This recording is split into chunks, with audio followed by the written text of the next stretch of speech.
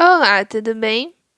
Para essa questão, né, a gente tem ali no desenho, esse desenho já é colocado, né, para ser um pouco errado. As informações estão incoerentes com o desenho, tá?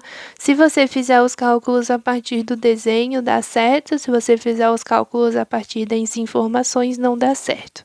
Aqui eu vou fazer a partir das informações, tá? E a gente vai ver o alcance máximo que é possível com essa questão.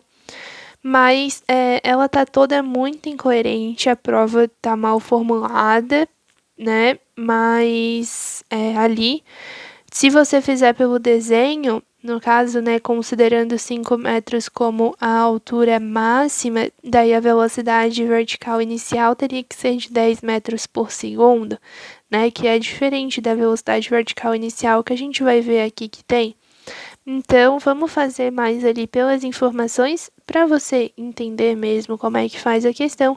Essa questão aí, ela teve recurso, tá? Ela foi anulada porque não houve concordância aí entre as informações e o mostrado, né? Entre as alternativas para você assinalar. Então, vamos entender como é que faz, que esse é o mais importante.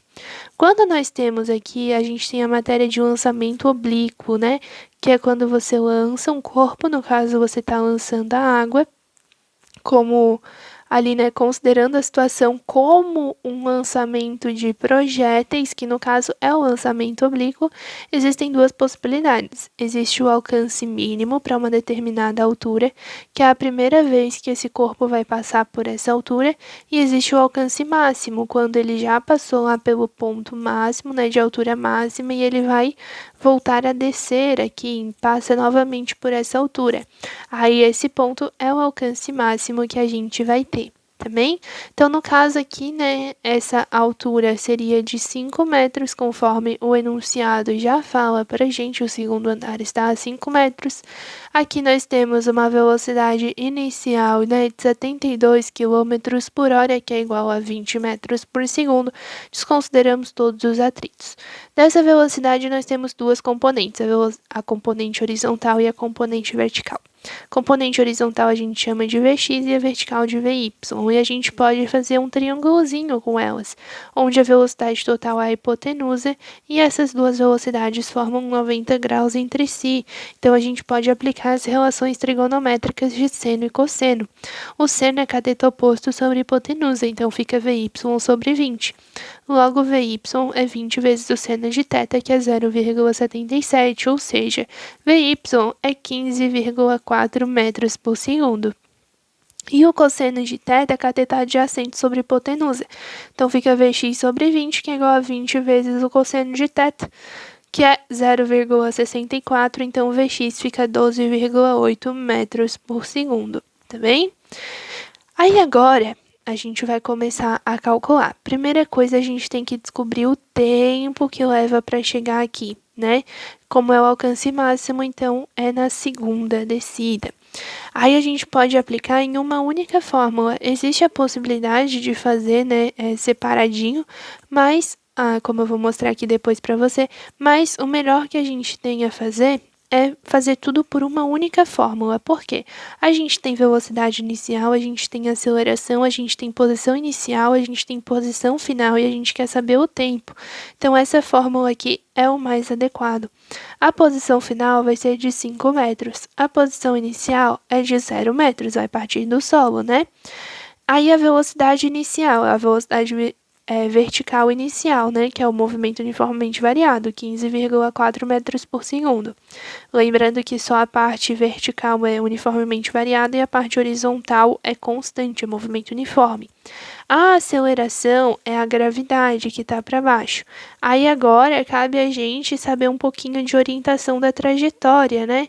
A orientação da trajetória na física é assim, a gente define um lado para ser positivo e um lado para ser negativo. Se eu digo que para ser para cima, né, vai ser positivo, então para baixo, tudo que está para baixo vai ser negativo. No caso aqui, a minha velocidade inicial está para cima. Então, ela é positiva, né? Considerando a orientação para cima. A minha posição está crescendo para cima. Então, aqui vai ser positivo. Já a minha gravidade está para baixo, então ela fica negativa. Então, a gravidade a gente trata como menos 10 metros por segundo ao quadrado. Apenas pela questão de orientação mesmo, para os sinais darem certo. Então, a gente vem aqui e aplica, ó, S igual a S0 mais E0 vezes T mais AT quadrado sobre 2. Então, a posição é 5, a posição inicial é 0, a velocidade inicial é 15,4 e a aceleração é menos 10. Fica 5 é igual a 15,4 vezes t menos 5t quadrado, né? Porque 10 sobre 2 é 5. Daí eu passo tudo para cá, para a gente formar uma equação, fica 5t quadrado menos 15,4t mais 5 é igual a 0. O delta é b quadrado menos 4ac, fica 15,4 ao quadrado menos 4 vezes 5 vezes 5. Isso aí me dá 237,16 menos 100, que é 137,16. Aí, a raiz de delta fica 11,7. A gente pode pensar assim, né? 11 ao quadrado é 121. 12 ao quadrado é 144. Tá perto de 12, mas ainda não é 12, né? Que é menor do que 144. Então, fica 11,7, 11,8. Isso aí fica o teu critério na aproximação mesmo, né? Porque os resultados não vão ser exatos. Então, se você quiser aproximar, dá mais ou menos isso. Então, x é menos b mais ou menos raiz de delta sobre 2a. O tempo 1 fica 15, né? Porque menos b fica menos 15,4, tá mais 15,4, mais 11,7 dividido para 10, que dá aí 27, essa soma, né? 27,1 dividindo para 10 fica 2,7 segundos. E o tempo 2 é a subtração entre eles, que dá 0,37 segundos. Então, a primeira vez que eu passo pela altura aqui de 5 metros é 0,37 segundos. E a segunda vez é 2,7 segundos. Então, a gente considera essa que é o tempo máximo. Aí eu venho aqui e aplico distância igual a velocidade vezes o tempo. Distância é 12,8 vezes 2,7, que é 34 metros. Essa alternativa não tem ali na questão, tá?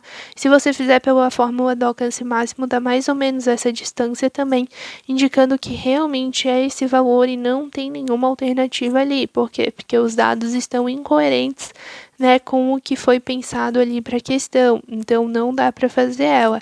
Mas, né, a distância realmente é 34 metros. Se você quiser fazer pelas duas outras fórmulas do movimento uniformemente variado, fica assim, ó. Primeiro, né, você tem que descobrir que a velocidade aqui vai ser 11,7 metros por segundo. Você pode fazer isso através de Torricelli, né, velocidade aqui ao quadrado, velocidade inicial ao quadrado, que é 15,4 ao quadrado, é igual a velocidade final ao quadrado, que vai ser né, velocidade final ao quadrado, que é a distância que eu quero saber aqui, é igual a velocidade inicial ao quadrado, mais 2 vezes a aceleração, que é menos 10, vezes a altura percorrida, que é de 5 metros. Quando você faz esses cálculos, você tem a velocidade de 11,7 metros por segundo quando você passa aqui pela altura de 5 metros, tanto aqui quanto aqui, né? Porque a velocidade é a mesma em todas as alturas equivalentes. Então, você faz Torricelli aí, né? Fica a velocidade final ao quadrado igual a 15,4 ao quadrado, mais 2 vezes a gravidade, vezes 5, que daí você tem o resultado.